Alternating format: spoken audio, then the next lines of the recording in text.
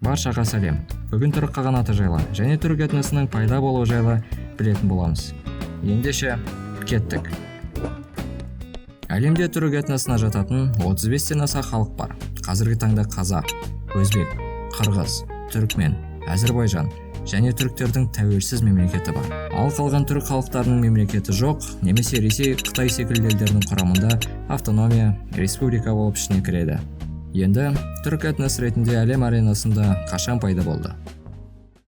Түріктер қалай пайда болды? 460 жылы Шығыс Түркістан жерінде тұрып жатқан Ашина руының жерін жужандар басып алып, солтүстікке ығыстырады. Ашиналықтар Алтай жеріне жеткенде сол жердің халқымен қосылып, бірігіп түрік одағын құрады. Яғни ол кезде түрік деген одақтың аты ғана болатын. Бірақ бірнеше уақыттан кейін Алтай жерінде бейбіт түрде тұрып жатқан түрік одағына да қайтадан жужандар шабуыл жасайды. Түріктердің темірді жақсы өндіретінін көріп, сендер бізге темір, біз сендерге крышамыз деп өз системасын қойып кетеді. Таныс болыңыздар, бұл Бумын. Бумын түріктердің қағаны. Бумын қағанға жужандарға салық төлеу ұнамайды. Хотя логично. Бұл темірлерді жужандарға бергенше, неге күш жинап, сауыт, қару-жарақ жасамасқа? Неге соны жасамасқа? Соған әрекет жасамасқа? Неге жасамасқа? Неге жасамайды? Соны жасамасқа, неге жасамасқа? Неге жасамайды? Соны жасау керек. Деп өзінің уәзірлерімен ақылдасады. Бумын жақсы күш жинап, Анағойдан оның қызын сұрайды. Бұған ашуланған Анағой соғысқа дайындала бастайды. Осына пайдаланған Батыс Вэй империясы қағанға келіп, өзінің қызын ұсынады да жақсылап тұрып той жасайды. 551 жылы Бумын қаған жужандарға қарсы соғыс ашады. 552 жылы жужандарды ойсырата жеңеді де Бумын қаған түрік қағанатын құрып, оған Елхан атағы беріледі. Ал бұны көре алмаған Анағой өзіне қол салады. Сонымен Бумын бір жылдан кейін қайтыс болады.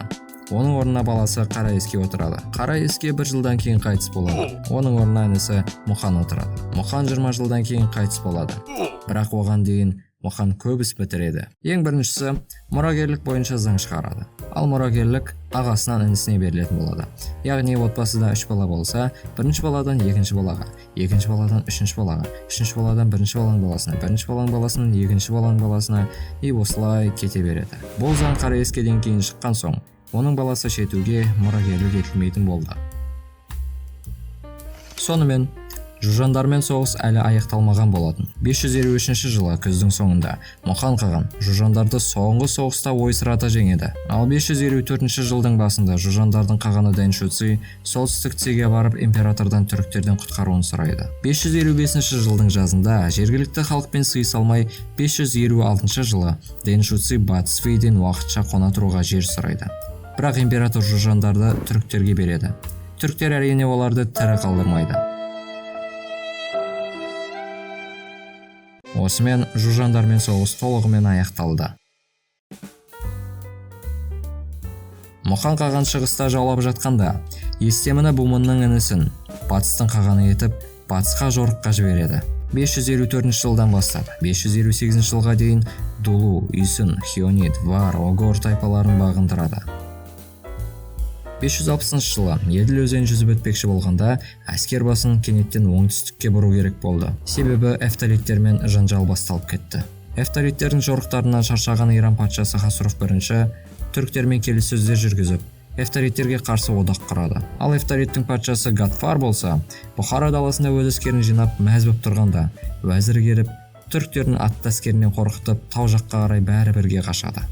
Тауда тығылып жатқан кезде 563 және 565 жылдары ирандықтар эфталиттерді ойсырата жеңіп, Әмударияның оңтүстігін алып қояды. Ал түріктер үшін шешуші шайқас Нахчеба қаласында, яғни қазіргі Өзбекстанның Карши қаласында болады. Ол небәрі 8 күнге жалғасып, эфталиттерді толық жеңіп, Орталық Азия толығымен түрік қағанатына кіретін болды.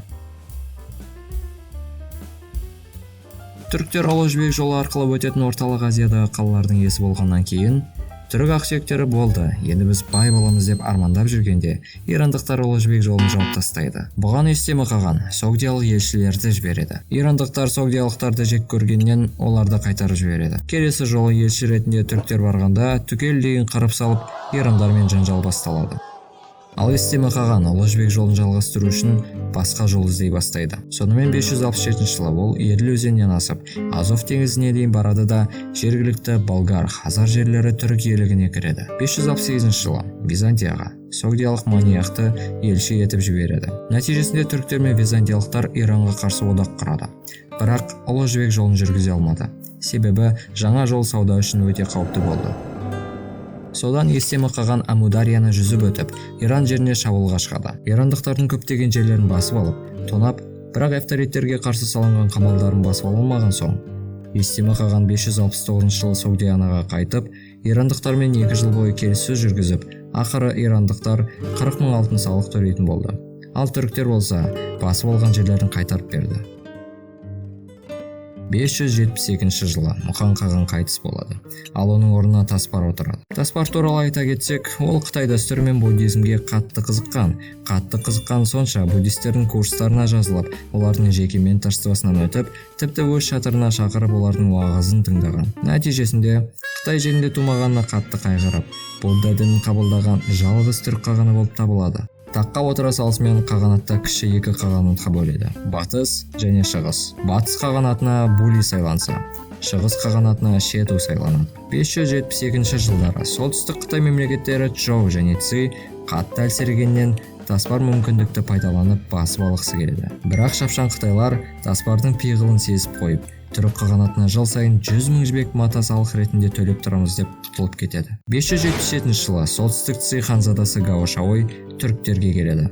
Не үшін келдің десе, солтүстік Чжоу Циді басып алып, салық төлемеймін деген екен. Бұған қатты ашуланған Таспар қаған, бұл не деген арсыздық деп, 578 жылы солтүстік Чжоуге шабуыл жасап, қыс бойы тонап шығады. Чжоу патшасы Уди әскер жинап жатқанын көріп, өз жеріне қорғануға қайтады. Бірақ Уди белгісіз себеппен қайтыс болады. Ал Чжоудың жаңа патшасы Сюанди Таспармен құда атанғысы келіп, өзінің қызын бермекші болады. Оның себебі соғысты тоқтатып, Таспардың оған Гао Шауйды бергенін қалайды. Соғыста жеңіп жатқан Таспар қаған бұл ұсынысқа қатты ашуланып, Бенчжоу қамалына шабуыл жасап, тонап кетеді. Бұдан сабақ алған Сюанди енді қағанға өте көп алтын, бағалы заттар ұсынғанда, Таспар қаған келісіп, Гао Шауйды аң аулап жатқан жерінен ұстап, байлап, астанасы Чаньянға почта арқылы салып жібереді. 581 жылы Таспар қаған сырқаттанып қайтыс болады. Таспар қаған басқарған жылдары түрік қағанаты әлемдегі Византия, Иран сияқты ұлы мемлекеттер қатарында еді. Таспар қаған тақты Мұханның баласы Тоременге қалдырып кеткен еді. Бірақ Шету халық алдына шығып, Тоременнің жаман мінездерін, оның құлай елдің баласы екенін еске салып, оның орнына Амракты қою керектігін айтады. Халық оны қолдап Амрак қаған атанғанда, Амрак Шетуменен қарағанда мықты, ақылды, данышпан, өзі сұлу, ошым таққа Шету отырсын деп тақты Шетуге қайтарады. Соншама жағымпазданғанымен Амракты жақын арада Шету Тулы жеріне қаған етіп, ал Тоременді солтүстік аймақтың ханы етіп сайлайды. Мақсат өзінен алшақтатқысы келді. 580 жылы 21 жасар Сюанди қайтыс болады. Оның орнына 8 жасар баласы Цинди отырады. Бірақ 581 жылы Сюандидің қайынатасы Вэнди құйтырқы жоспармен елде төңкеріс жасап, Суй династиясын құрады. Түріктердің тонаушылығынан шаршаған Вэнди ұлы Қытай қорғанын қайта жөндеп, Қытай-түрік шекарасында соғысқа әскер жинай бастайды. Бұны естіген Шету тез арада 400 000 әскер жинап Қытайға басып кіреді. Вэнди қолбасшыларын Ланчжоу және Юджу аймақтарын қорғауға жібереді. Бірақ қытайлықтар қаған әскеріне төтеп бере алмай, Қытайдың Увэй, Тяньшуй, Андин, Цзиньшэн, Шаньцунь, Хунхуа және Яньань аймақтары тоналады. Бірақ қытайлықтар тез арада ес жинап, қолбасшылары бірігіп, түріктерді елден қуып шығады.